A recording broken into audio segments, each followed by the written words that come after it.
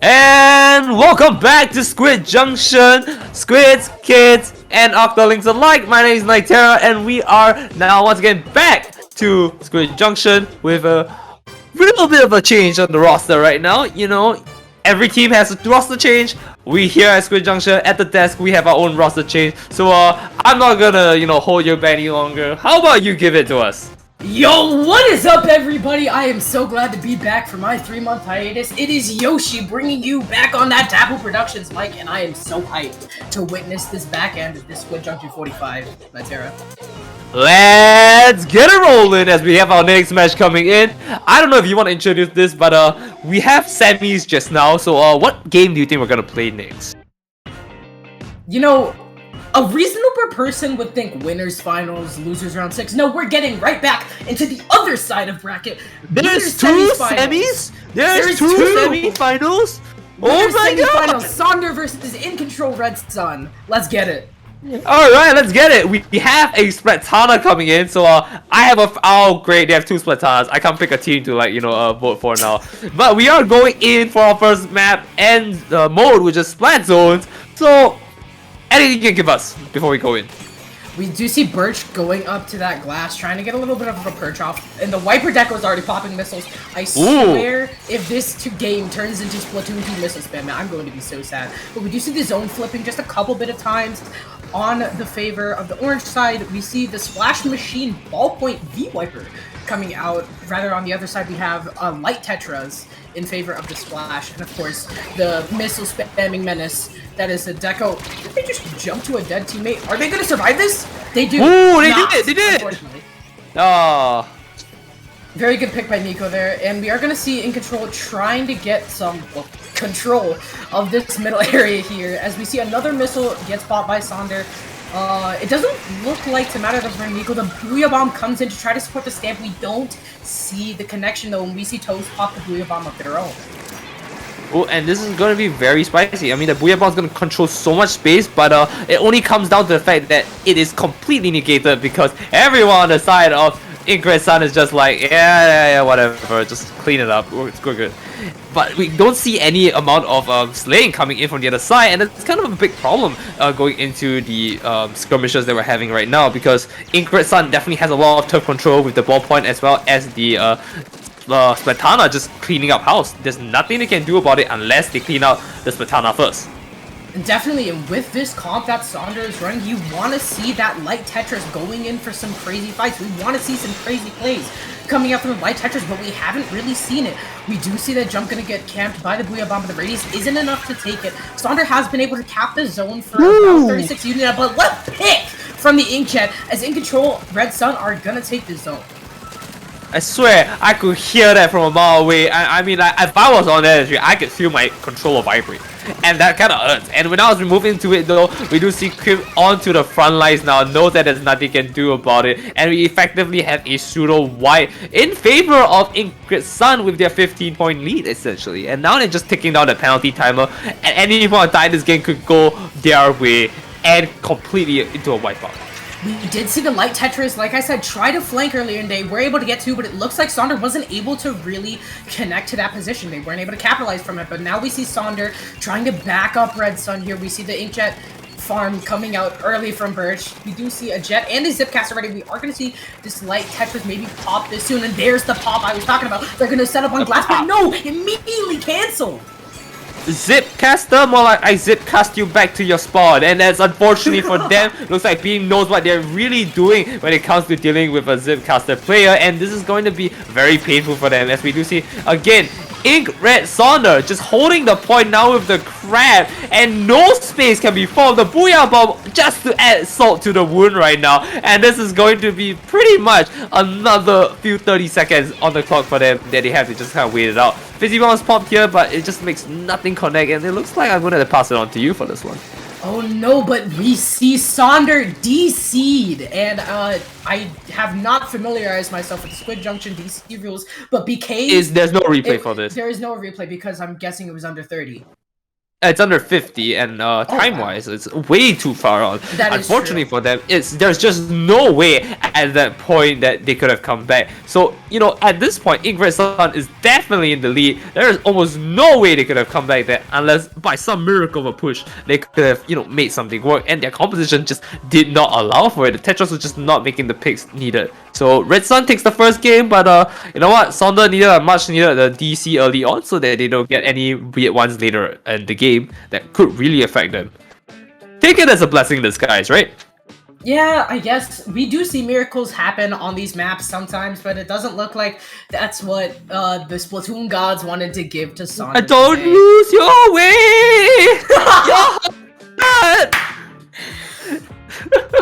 We are gonna go ahead and we're not finishing this.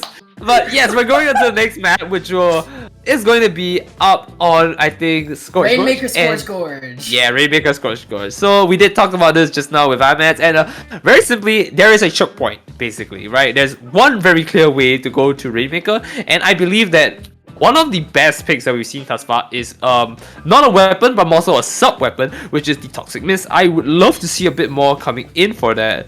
Alternatively, if the Charger were to go in for this, maybe something on the lines of a spatter shot, spatter scope, we might see point sensor come in, and that might be what they really need to take the picks. Because if they come around the choke point, any eliter, any scope, that's all there is. Any charger, it's free reign there.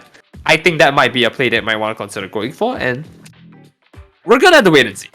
That's the beauty of Scorch Gorge. Because of how small that checkpoint radius is on that right side of the checkpoint, Toxic Mist basically engulfs that entire area.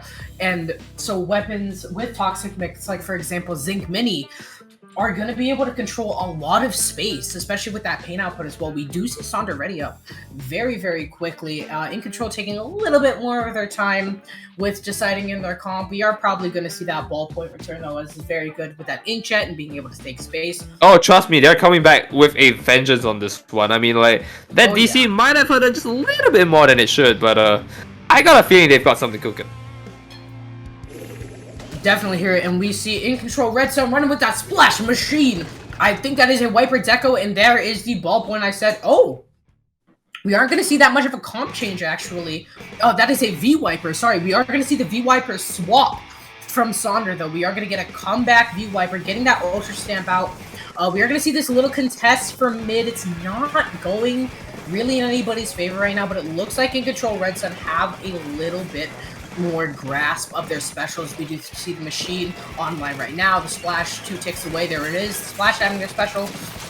And we do see a jet popped from Sonder. And there comes the Ultra Stamp. We are going to see the first skirmishes.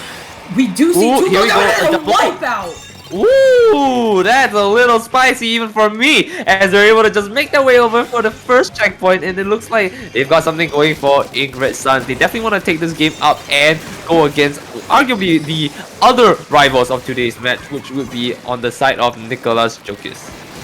Definitely, we are seeing a very quick Rainmaker push. Will this be the quick KO? We all decided no. Oh, it's getting there. It was getting there. It was close, but Sonder you had to say it though. Hold on.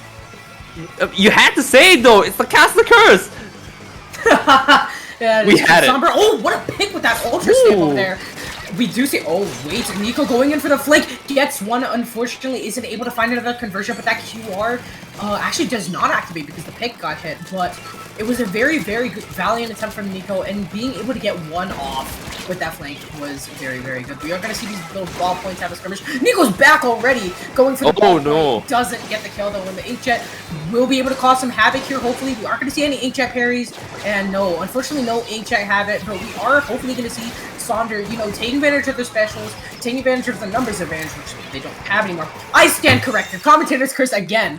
You're just making it, man. It's your fault, man. You make it as free as they come. I'm leaking the script. Don't know.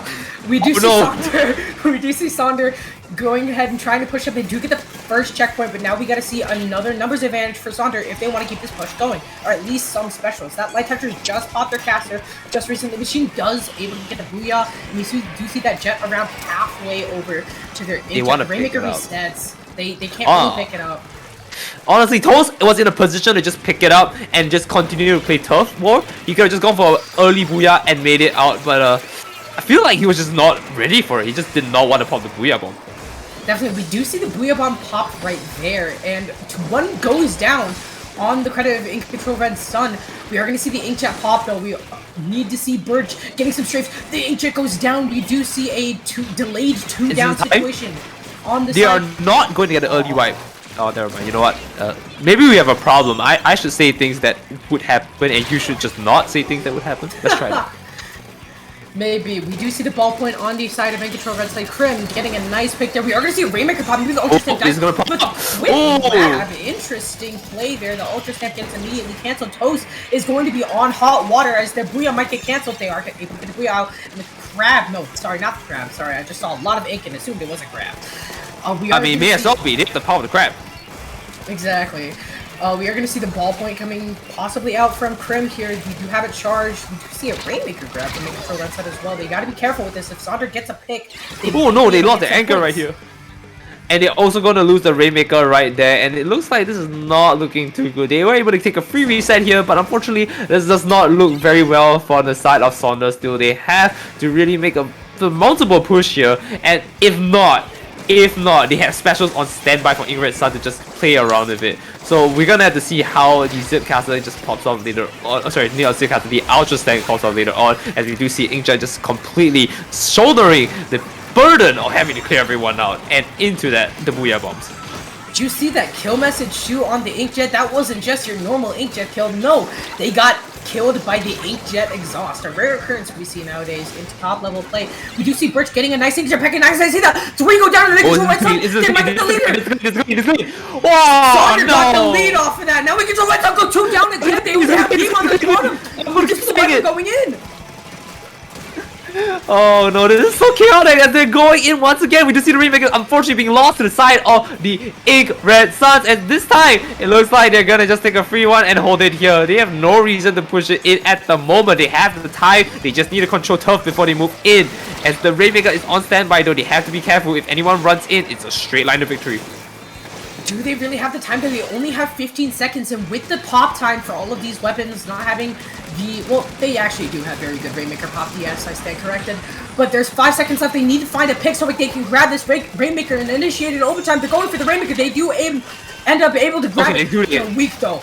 They're weak. It's going to be very close. One is on the flank right now. The Viper's trying to deal with them, but are they going to be able to get the Light Tetris, like I said last game, are going to be able to go in the flank. They do go down, though, unfortunately, and looks like In Control Red Sun will be able to mount a push, but with only 3/4 of that Rainmaker time left, I don't know how long they're going to be able to... They can do it. They can make the push. It's just a matter of time, and that's the one thing they don't have on their side. They need to make decisive moments. You see, the minute that happens, he backs off. Very good. But he's in the corner. Beam is just trying to make headways here and is not looking too good for him. Torpedo just seeks him out, and now he's stuck in a really weird position. He has to keep flowing. He has to keep exploding. Full charge. Go in. He has the time.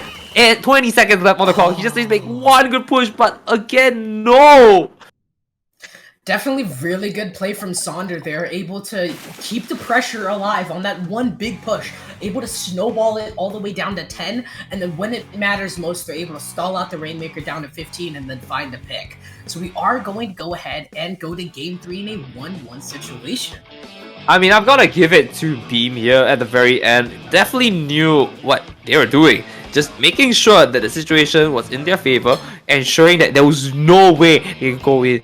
Just at the very end, getting caught off was just a little bit too unfortunate for them, because with that 20 seconds, there was a chance. I'm just saying, Red Suns, they had the sunrise almost there, and unfortunately it looks like it was blacked out by an eclipse. Oh, unfortunately. A little bit of a Sonder ending. We are gonna go ahead and get ourselves situated soon into Clan Blitz MakoMart. And Nitera, what do you expect to see, like, composition-wise? More of the same thing, but or maybe because this is a smaller map, maybe they go more aggro. What do you expect to see on this Clan Blitz MakoMart? So first of all, thank you for putting me on the spot, Yoshi, and I am going to figure out how this is going to work in just a bit. But I think the one thing that they've got going for them, especially for Ingrid Suns, is the aggressiveness. Nico definitely knows what he's doing, and the only thing I would put out there is that the Zipcaster might not be the play. In fact, Ingrid Suns might opt to go for a Tacticular to play the prolonged fight again. Sonder has not been exactly fantastic when it comes to going for hard engages. They have made good plays, don't get me wrong. I just think that at this point, especially for Clan Blitz, turf control, their ink economy, is the one thing that they want to really work on, and I think either matching it with a Tacticular and then putting in another anchor might be the play here. Definitely, we are going to go ahead and get the game started. In Control rolling out with that V-Wiper. Oh, it's the same comp from In Control, and it is not the same comp from Sonder. You were right on that Tactical. We see the Tri-Nouveau coming out from Birch, and we are going to see maybe they're running maybe just a really fast-paced Slayer comp where they're trying to maybe run a half zombie with a single cooler. Yeah, but, okay, so that's the problem, right? Because if you're running the Tactical, you usually just want to just like play a prolonged game. But with a Slayer composition, if you go down long. Like there is no like saving grace. It's either a full wipe or a staggered wipe or a hard win on your side, and it doesn't look like it's a hard win given the composition with the ballpoint splitting. They have so much space to control right there and range variations that it's just not looking good. Erasan just pushing their lead just like that. Definitely, we don't see this Tactical or pop yet, so they aren't going to be able to utilize that quick respawn. They need to value their lives more than just pushing out In Control Red Sun right now. Right. And as I say that, In Control Red Sun, they go down to the ballpoint and the V-Wiper. We are going to see Sonder now finally getting some space with two specials online. We see the machine popping the Booyah Bomb. Where is the Booyah Bomb though? Oh, there it is. It's a little bit delayed, I'm not sure. Yeah, it popped off there. You can see an beam where beam is standing. I'm not sure what happened. I think a DC has occurred, and that's why they just kind of like... Yeah, oh no, this is not looking good. There is no DC, but are they still... Okay, there's the DC, and we are probably going to be able to go for the reset. I don't know why they aren't input. There we go. There's the button combination for the DC. And there we go. We are going to go ahead and replay this map. I mean, let's just talk about what they really swapped out. I think, again, the Tri-Nouveau was in the right direction, right? But definitely, like I said, I think prolonged fights with the Tacticular benefit more than Slayer comps with the Tacticular. I mean, of course, if you know what Tacticular does, that's the reason why a Slayer comp couldn't run it. I just don't think that's the play. I mean... Well, at the same time, there is a small little meta shift that we here like to call zombie comp. It can be done with one cooler or two coolers, but zombie comp is essentially getting cooler and then paying no value to your life whatsoever. You can rush in and you can die. You know why you can die? Because you have that 1 second QR respawn. So but here's the Tacticular problem. can be used in Slayer comps. That's true. But here's the problem I have with Tacticular. I mean, it gives you... I don't know if anyone knows this by heart, but it does give you some abilities, a good chunk of that. I think it's like 7 abilities for a good chunk of time. But it does not stack onto your gear. It does not override it. And that's the problem when I'm looking at their gears and I look at it, I'm just like... There are ways you can go about this and make it work, but... At that point, wouldn't you just run things like crab to give you control a bit more? Wouldn't you just run an anchor more so to actually give you space with Tacticular to make it work? There are much more ways that you can definitely utilize this, right? Because if you run, let's say, a Splatling, you run something like Ink Saver main, potentially, and then your Tacticular just gives you all the buffs. So that's kind of where I'm leaning towards when it comes to this, and I don't know about you, but what do you got? What do you got? I've got a little bit of money in your numbers for you. Oh no, she's bringing the frame data. I'm bringing not the frame data quite yet, but the Tacticular is going to give you, I believe. Let me just try to remember all of the buffs. I believe. I'll just tell it to you right now. Speed, run speed, intensify action, QSJ, quick respawn, special saver, and I believe. You googled it. You googled it. I did not. I know that by heart. There's no way. There's no way. Someone tell it to me. I unfortunately don't know all of the ability point amounts, so let me just hit the keyboard real fast. I'll just tell it to you. I have it open. 29, 59, 57, 57, 57, 57, 57. There you go, chat. There are your ability numbers. But Yeah, so for the most part, you just need to know that apart from swim and run speed up, their rest are 57. Yeah. yes. Which is not a lot actually coming from the side of swim speed and run speed up. So running it on those sides, it's not too bad, but yeah. That is true, but we do see at that point where the cooler is not active, those gear abilities are still going to be able to bring some form of profit to the table, especially with those Russian, be a distractor, go for kills weapons. QR is necessary, and that's why Tactical Cooler can work in Slayer comps. As soon as that Slayer gets their Tactical Cooler ability, they have no value to their life with that 57 ability points of quick respawn. And then after they lose that, they still have their QR from their gear. So they can just continue on playing as normal. And especially with those speed and run speed, even though they aren't as much as the other abilities, they still provide a substantial amount of ability points. Right indeed. But unfortunately for them, they're not going to be able to swap their compositions if they really thought about this tree and be like, well, they're right. I mean, to be fair, the caster is always right when they're not in the game. When it's in game, then it's a little bit different, but therein lies the issue of that, you know, how can they make the situation work? I mean, the one added advantage of having an early disconnect in such a situation is that they have time to think of how they want to approach the fights, right? And I think, again, key point to take out is Nikola before they can push anything. But it kind of puts you in a situation where once you clear Nikola out, Nikola's going to run back in, and by the time you reach the back lines where the splatling is, Nikola's there just waiting for you as well. So they have to kind of play around with that issue, especially being a lot more short range. Definitely, we do see because of the DC, these teams kind of know each other's openings now. The teams have to, you know, formulate a new opening or they're gonna be predictable. Nah, stick with the same thing. They've got this. Run it down mid. You know what? Pull the charge. Hold the line. We do see Toast going ahead and sharking on that block area. They do get a pick. And we do see the early crab coming out, getting the Viper. Huge pick. Toast is going to be able to go for the splash here from that shark zone. Unfortunately, they do go down. And now Red Sun is now going to do what they do best, using their ballpoint to zone after they have an advantage. What zone are you talking about? All I see is an Ninja coming in hot right here. Unfortunately, going in hot with all that missing shots as well. But still making a very good point here to note, and that is the InC economy. Their turf control is off the charts right now, as Beam is now in a position to just run it down and get a free 20 points if you wanted to. And like I said, the free 20 points right there, and they're able to just pop in a bit more. The Booyah Bomb is popping off here, and we do see Beam with the crab just buying some time, able to just sit down here pretty and give a lot of control and time wasted to the side of Sonder. And now, let's see how many points they can take on. 68 points. They still got a little bit more they can push in if they really want to try. Crim, are you Crim? Come on, Crim. Come on, Crim. Throw it in. Ah, we go. We do see a brilliant pick from Crim there, but unfortunately they aren't able to take advantage of it as much as they wanted to. We do see a one-down situation from each of these teams. We do see specials getting popped from In Control Red Sun, and now a two-down situation from Sonder. Let's see if they keep that Ultra Stamp. Here comes the Ultra Stamp. They do go ahead and do it. They do find a pick 3 down on the side of In Control Red Sun. It looks like Sonder are going to go ahead and pick up this Pity Clam and try to make a huge push off it. Their clam economy is off the charts right now. We see that V-Wiper almost 15 is not being stopped there. Another power clam. And there's the score. We are going to see this V-Wiper go in for the points or for the kills. I can't really tell. Oh, but it had the inkjet on them, so they have to back up into this drop here.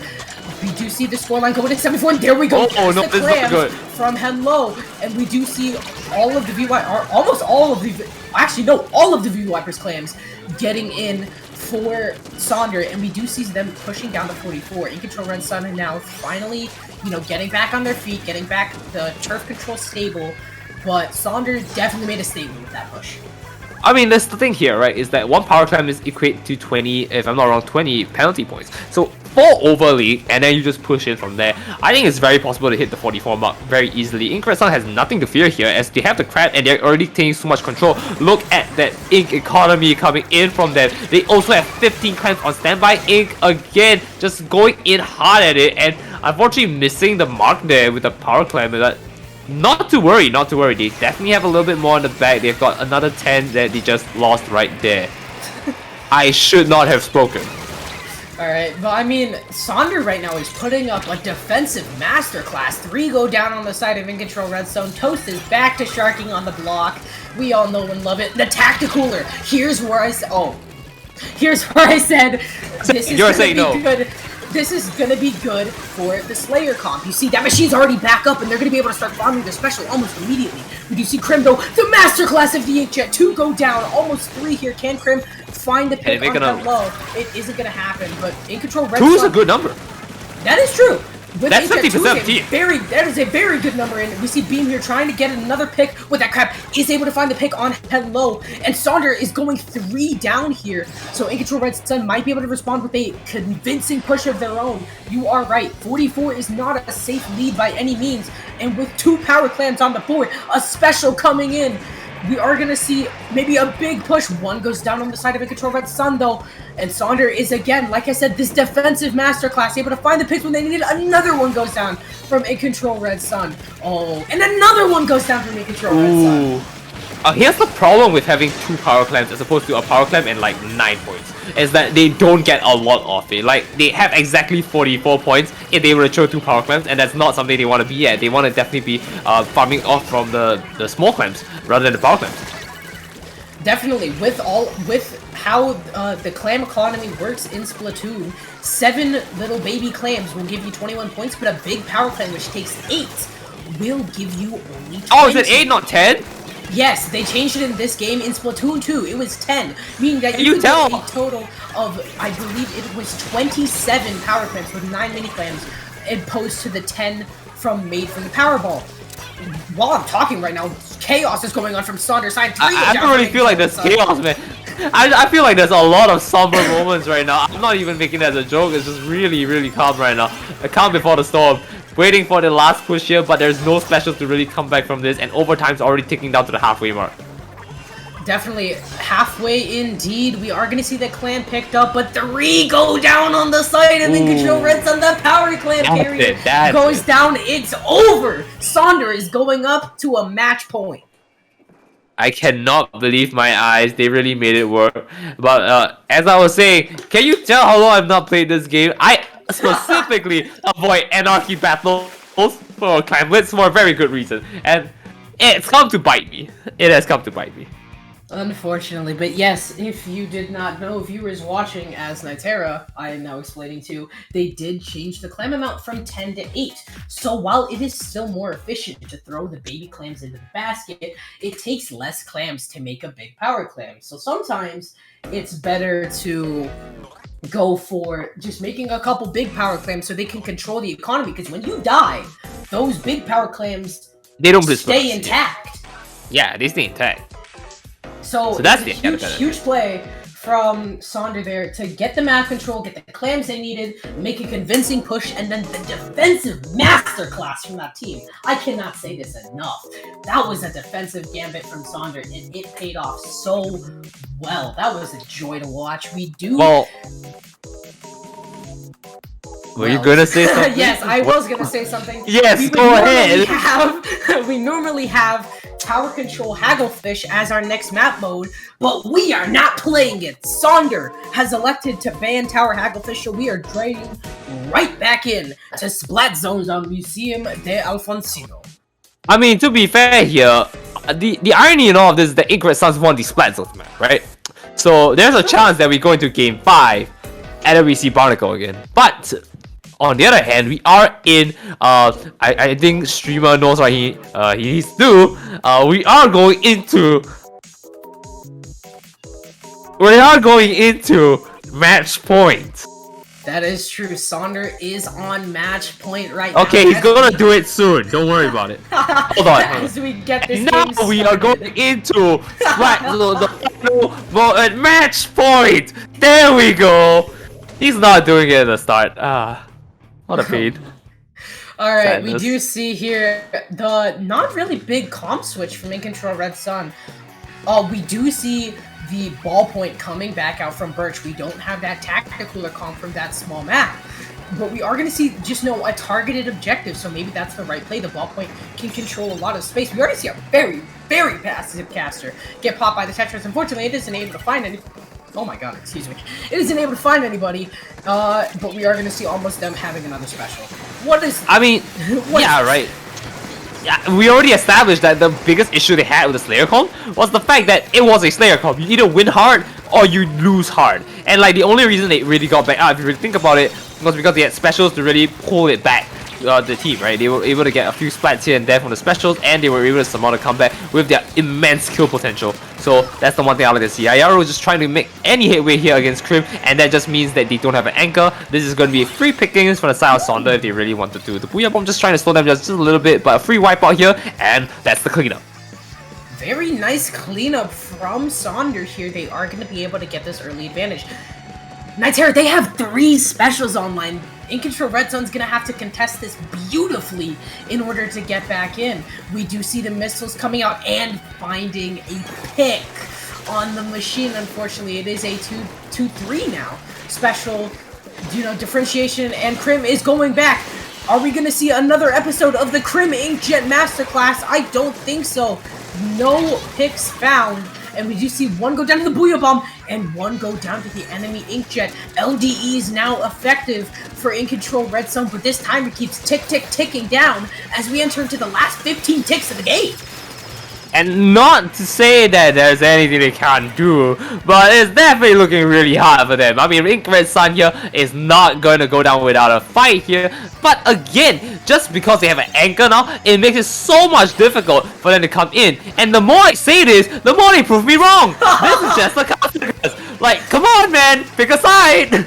In Control Red Sun heard you, Nitera, and they said, no, we are staying in this with a fight. They aren't going to let Sonder sweep them that easily. They want a spot in Winners Finals. Nico is going to pop this Ultra Stamp there, looking to find a pick. Ooh, the early cancel. Oh, there's only an Ultra Stamp right there, unfortunate, yeah. Very good cancel from Birch. The Inkjet now coming out, not able to find a pick, is able to find his own, though.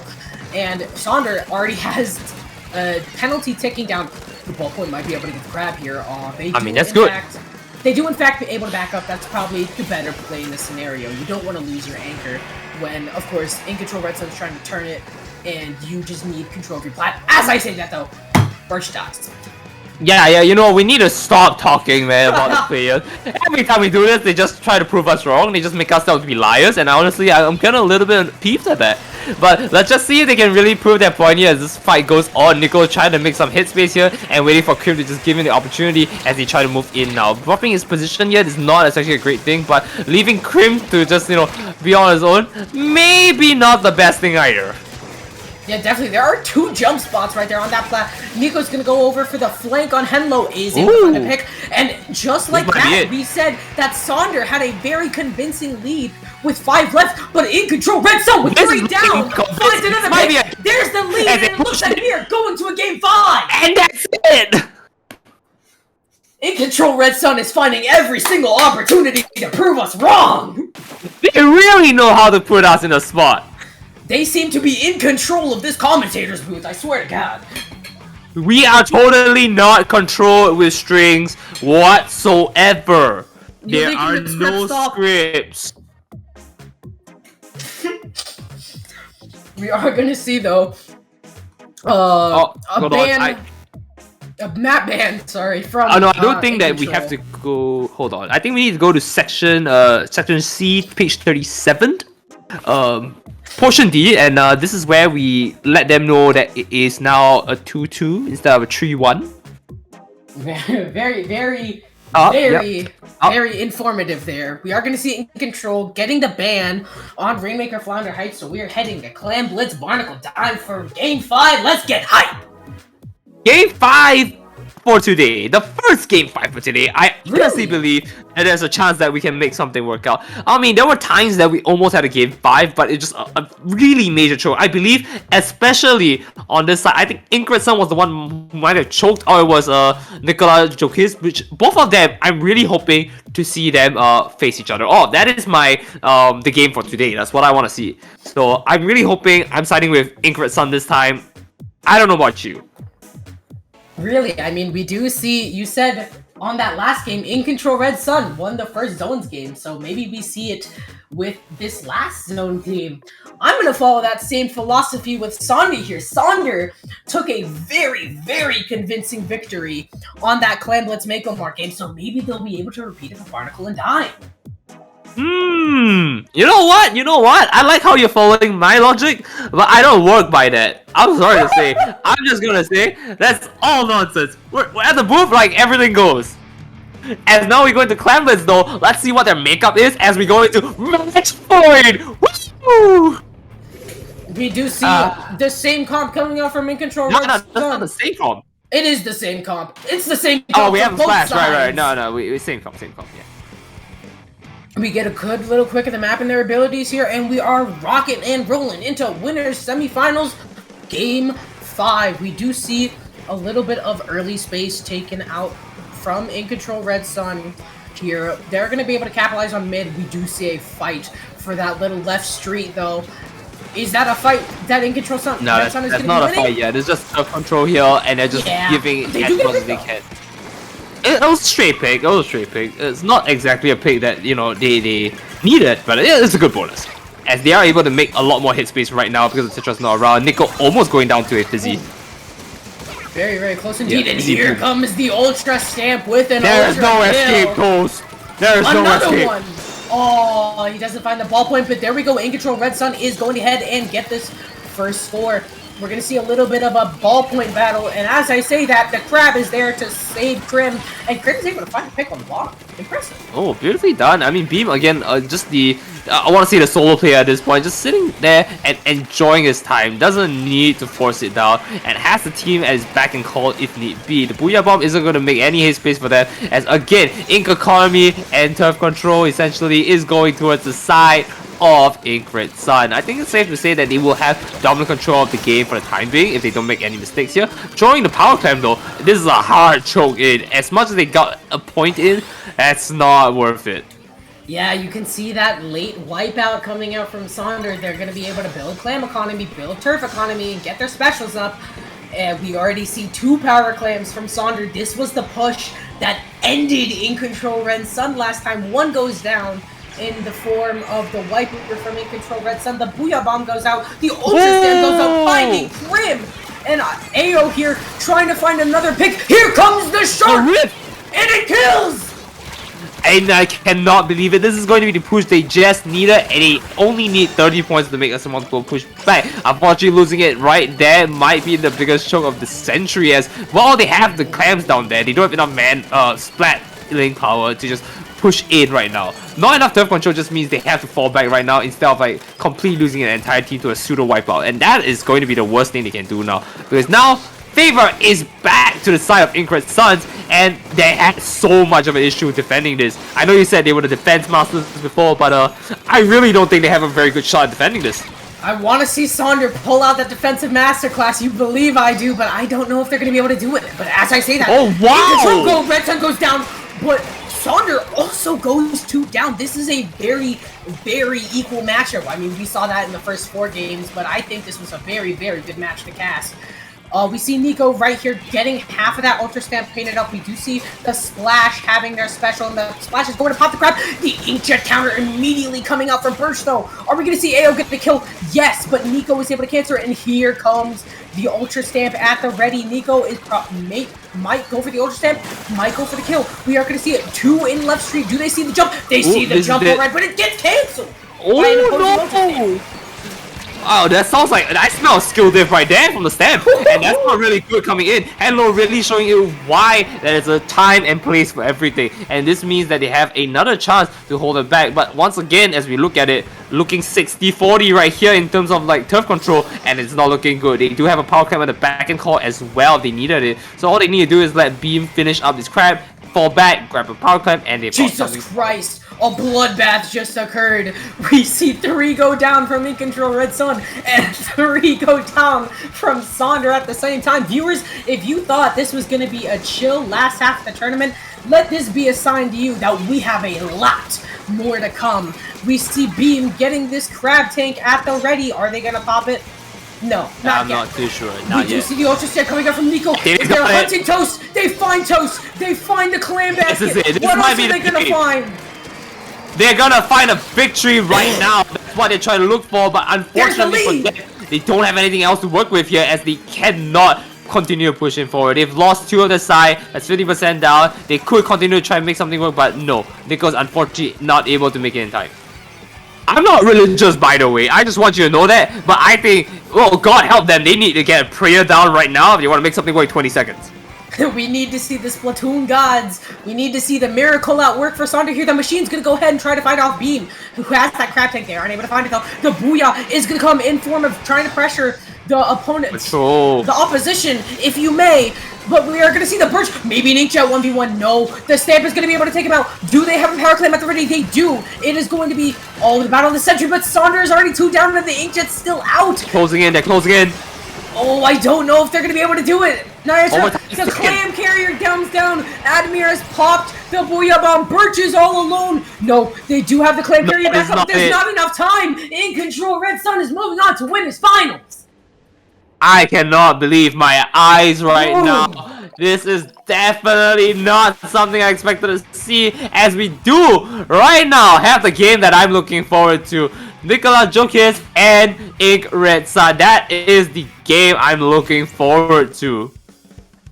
Definitely, and we better believe it's gonna be hype. If we saw this set already going this as a nail biter with In Control Red Sun just edging out Sonder, I'm very, very excited for our losers finals, or sorry, winners finals set.